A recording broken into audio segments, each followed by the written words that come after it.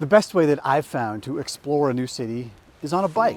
It lets you cover a lot of ground quickly while still being connected. You get a feel for the rhythms of the city. You see the sights, the sounds, and the smells of the city at a great pace. But riding a bike in a new city can be a bit intimidating, and so today this video is all about giving you some tips for exploring a new city on a bike.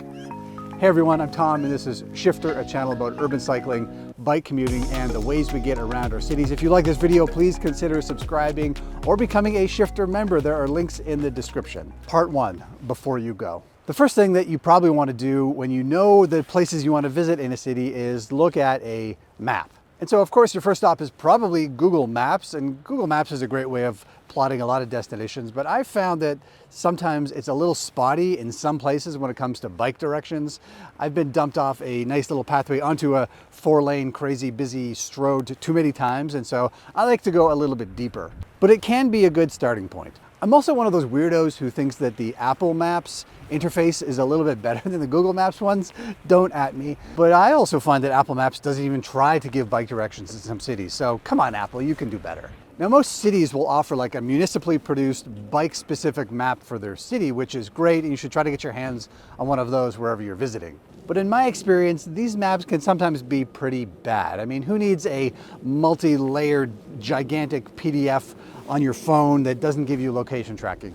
It can give you a sense of the good infrastructure and the bad infrastructure, but there are limits to it. Some cities also build cycling routes into their transit apps, so that's worth a check as well. Sometimes those can be pretty good. OpenStreetMaps has pretty good bike-specific applications. Ride with GPS is another good option that not only can you plan your route, but you can look at where other people have ridden, so that can be helpful. Just be a bit careful with these apps because I find they tend to be dominated by like sports cyclists, you know, like road cyclists or those who are for recreational rides. And so they're not always geared towards those who are just trying to get between destinations in a city. Now, if your city has a bike share program, even if you're not planning on using it, and we'll get into this a bit more later, it can be worthwhile to download the app because they do give bike-specific directions for a lot of destinations. So check it out, that's worth a try as well. And there are all kinds of other apps out there as well. Shifter member Les suggested Komoot as a good option when you're traveling to a new city. John suggested an app called Love to Ride, and David said Strava's heat maps, which show you where more of the bike rides in that city are concentrated, can be super helpful as well. And not to sound like a boomer, but there's something great about a paper map. I'm a bit of a nerd. I love a paper map, and these little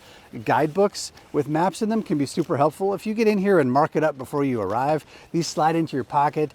They can be really helpful. You don't need to worry about cell phone connections or Wi-Fi access or any of that, and you can spill them. They're not going to run out of battery power. And I just love a good map. And I think sometimes the best pre-planning advice can come from actual living, breathing humans. I mean, lots of cities have great local bloggers who will post routes or cycling directions on websites or their blogs. A lot of good bike shops will do the same thing. Here in Calgary, for example, the great bike shop Bike has some fantastic maps that you can take a look at or download to your phone. Local bike advocacy organizations are pretty good, or even local guidebooks that are written by a human and not an AI can be great. The good thing about having humans give you advice is because it's not just about the locations and the destinations, but they'll tell you, the good coffee shops along the way, where to pick up the good pastries and the good breweries. So that's also an important part of the trip. So yes, humans, they're pretty good. One of the other reasons I love getting advice from actual humans is that cities tend to name bike routes with different names. For example, when you're traveling, I always find I'm looking for the best bike lanes, the safe separated bike lanes that are not mixed with traffic, that have a barrier between you and moving automobiles. But I find cities tend to call these different things. Here in Calgary, where I live, we call them cycle tracks for some reason. Other places, they just call them bike lanes. Other places, they're called separated bike lanes. It's hard to know unless you talk to a local or research the local conditions. And my last thing for pre-planning your route is, this depends on your personality, of course, but don't plan it too much. I always find like sometimes when you use a bike, the best part about exploring a city is the unexpected things. I'll give you an example. Recently, I had a very strict plan when I was exploring Paris when I got to visit there. But I actually ended up finding one of the highlights of the whole trip was riding a bike along the River Seine. This was originally for me just looked at as a way to get from A to B, but I mean, that route along the river was just gorgeous. And so I ended up spending a lot of time riding up and down the river. And it was one of the highlights of the trip. So you never know when these things are going to happen. That's one of the joys of a bike. So try that out too. Part 2, packing for your trip. Now I find for exploring a city in a bike, you don't really need to pack any special clothing or anything. I would say Don't dress as a cyclist unless the purpose of the trip is cycling. I mean, who wants to like walk through the Sistine Chapel clip-clopping in your cycling shoes and pulling lycra out of your butt? Dress for the weather, dress for the local conditions, dress for local customs and mores, but I would say unless the purpose of the trip is cycling, just wear regular clothes that you would wear anywhere else. Just for the record, cycling trips are amazing too, but that's a different video than this one. Now, one thing you're going to need when you're exploring a city is some kind of bag to carry your stuff, of course. And if you're planning on using a bike, I find it's great to have a bag that you can use on your back or on your bike, which is a good excuse for me to give a sponsor plug for this new model of two-wheel gear. Now, this company's been a sponsor of this channel for a long time, so I really appreciate them. But what's great about them is they have these great backpack panniers, and this is a new design. As you can see, it's a nice backpack, but with a couple of quick little zips like this, zip and zip. And now this one you pull around. And now this is the new model where it flips around like this, and you've got this protective cover on it, so you don't get all the splashes on your bag. And the good part about it, of course, it's got the hooks for the bike rack on here as well. Another thing I love to pack on a trip is a handlebar mount for your phone. Now this is Peak Design, this is my favorite kind. This is just something you can put on any bike you get, a rental bike or a bike share, slap it around the handlebars and your phone can go on there, so your map is right in front of you at all times. That's a great thing to pack, and it's small, easy to pack in a bag. Just be careful. Don't do what I do all the time. When you get off your bike and start exploring the city, don't leave this on the handlebars. I do this all the time. I've bought so many of these things over the years. So if you're in a city and you see one of these on the handlebar, that's probably from me, so you're welcome. And one last thing about packing is, my advice is, don't pack your bike. I mean, I know packing up your bike in a box and putting it on the airplane is a thing, but if your goal is just to use the bike as a transportation mode, I don't think it's worth the effort, the cost, and the risk of damage to your bike to pack it on the airplane. Just use a rental bike or a bike share program when you arrive, with one exception, because I know all of you Brompton owners out there are now yelling at the screen. Yeah, if you have a great little folding bike that's easy to travel with, yeah, sure, go for it. Part 3, upon arrival. One thing you may want to check before you leave is if there's a feasible way to ride a bike from the airport into the city that you're exploring. You might be surprised how many cities have enabled this with good bike routes that go right to the airport all the way into the city. Some even have bike share programs that stretch to the airport as well, so there might be a bike waiting for you at the airport that you can ride into the city. But this is not the case in every city. Sometimes the distances are great, sometimes they're just car-centric, sometimes there's just great transit and you don't need a bike. So I would say if the bike opportunity is there, go for it, but don't be shy to take the train into the city if you need to. Part 4, during your stay. This is where a little bit of nuance comes in. Now, Shifter members JJ and Robin both recommended this, and I've had good experience with this as well. The first thing you might want to do is join or hire a guided bike tour of the city. Now, there's a number of reasons for this. Sometimes in a new city, it can be hard to sort of get your bearings. And have a guide to show you around just gives you like a sense of the layout of things. It helps to start building your mental map. It also can give you a sense of the robustness or completeness of the bike lane network, which will serve you better later on. And if you're traveling solo, it can also maybe you'll meet a new friend. Now, the next big question is, when you're in the city, do you hire or rent a bike for the day or the week or whatever, or do you use the local bike share system? Now, I think there are pros and cons to each, so I'll walk through all of them as I see it right now. Now, I think bike share programs are fantastic. It doesn't matter if they're like the dockless versions or the systems that have docking stations. There are advantages in lots of ways to both systems. One is that they tend to be more affordable than hiring a bike for the day. They also tend to be concentrated in areas that you probably want to visit, where tourists want to go in a lot of cities. I also find them pretty social. One way to get some local advice is to like go to the docking station and like fumble around with your phone and look like you're lost, because usually another user of the system will come up and offer you help, because bike people are great. The downside of these programs is that they can be a bit tricky to figure out sometimes.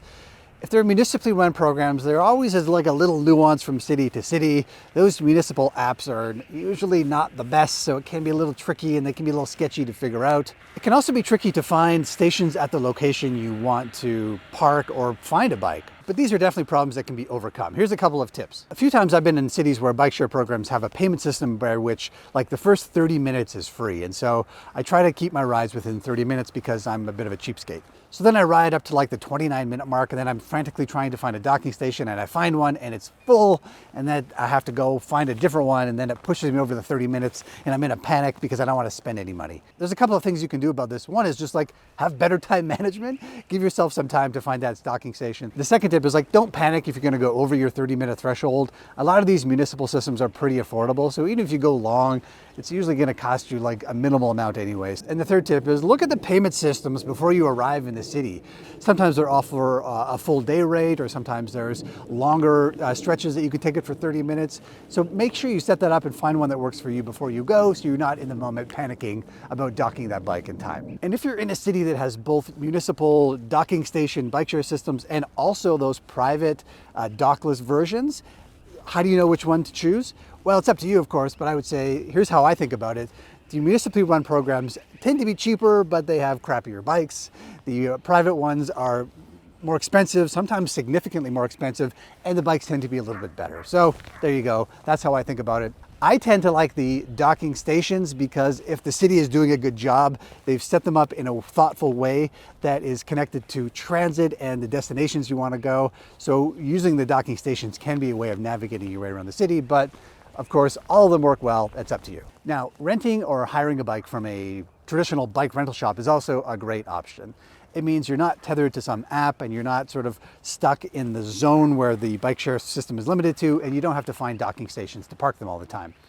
However, there are some downsides as well. One of them is that they, in some cases, can be more expensive than a bike share program.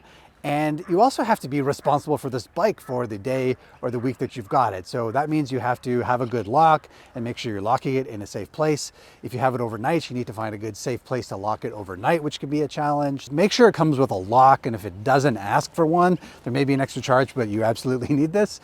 And if it doesn't come with one, make sure you get a light as well. You don't want to be caught in an unfamiliar city at night trying to navigate when maybe you've had a few of the local beverages. So how do you choose between bike share system or bike rental? Well, I think about it in this way. If you're visiting a city that has a good municipally run, robust bike share system, that has good transit and good bike infrastructure, I say go with a bike share system. If all those things exist, it means the bike share system has probably been thought about as part of the transit system, and there can be good integration. It will probably get you where you want to go. Now, if you're in a city that has a pretty limited municipally run bike share program or only offers the private dockless bikes, and that probably means to me that the city doesn't have great bike infrastructure, has not thought about cycling as an integration into transit, and maybe it's a little bit tougher to get around on those bike share programs. I'd say in those cities, rent a bike for the day or the week or whatever. I think that will give you a better option, more control over it. It also gives you more time so you can maybe find the safe routes. Okay, now here's a few tips if you're traveling with children. Now, for one thing, if you want your whole family to be out on bikes, make sure you check the minimum age on both the bike share programs and the rental shops. Sometimes they won't rent bikes to kids who are under 16 or 14 or something like that, so make sure you check it. Now, here's a hot tip if you have little kids and you're in a good bike city. See if you can rent a cargo bike. I mean, putting the kids in the front of a bakfiets will be a thrill for them. And as the parent riding around a strange city, it's much better to have the control of the kids in front of you right there than trying to wrangle them as they're on their own little bikes skating around as well. If you're not a cargo bike family and you rent a cargo bike on a vacation, I bet your kids will think that's the highlight of the trip. Okay, now a few more general tips just to finish off. A lot of these came from the shifter community, so thanks, you guys are amazing. One is use the bike lanes that exist. Now, I know a lot of cities don't have very complete, robust bike lane networks, but I would say use the ones that exist because anytime you're in a good separated bike lane, you don't have to think so much about your safety. You can actually enjoy the surroundings. So if you have to like piece together a trip or maybe go out of your way a little bit to find those bike lanes, I think it's worth it. Also, use the parks. Even in cities with terrible bike infrastructure, there usually is a pretty beautiful park with a beautiful bike route through it. Recreational rides can be great.